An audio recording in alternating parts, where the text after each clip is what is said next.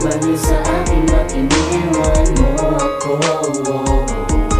Isipin na nagpunta ako sa'yo, napaliwala na.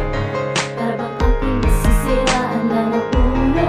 Sa kagabi katahimik ang di mabago-bago. Isip ko'y palaging balisa, di makatulog kahit isip sa iyo.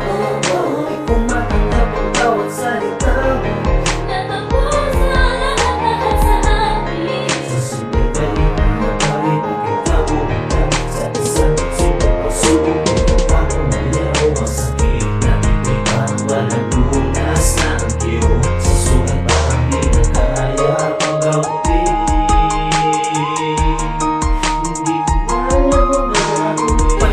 Pangarap yun lang ba? Di ko matiis, di ko maintindihan bakit ba ganito? Di man lang ako papara, sasakay ba sa takbo ng buhay? Ano ba naman to?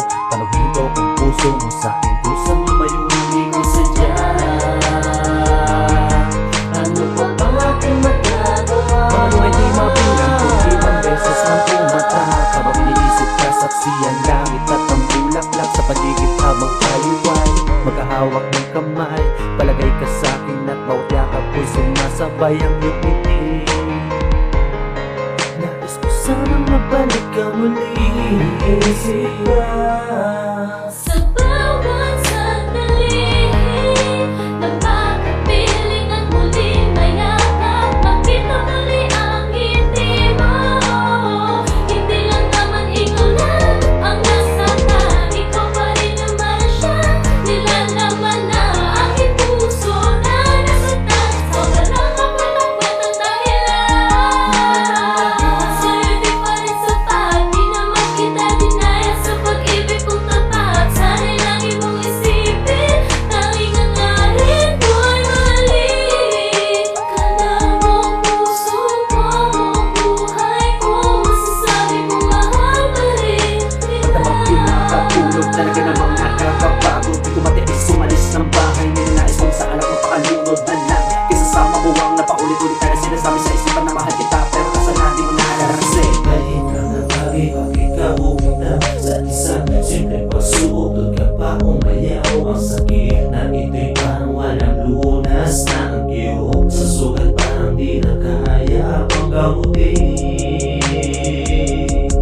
Hindi ko na alam ang gagawin.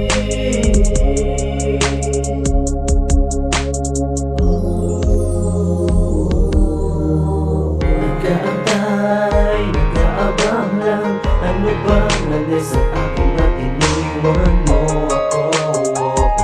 Kasakit isipin, nagmukhang tanga ako sa'yo. Nabaliwala na, parang ako'y masisiraan na ng ulo. Sa nakakaminig at tahimik ang di mabago-bago. Isip ko'y palaging balisa, Di makatulog kahit isip sa iyo. Di ko matanggap ang bawat salita mo. Natapos na lahat sa atin. sa simpleng maliit na bagay, bakit ka bumitaw sa isang simpleng pagsubok? Doon ka pa umayaw, ang sakit na ito'y parang walang lunas na ang iyo. Sa sugat parang di na kaya pang gamutin. Hindi ko na alam ang gagawin.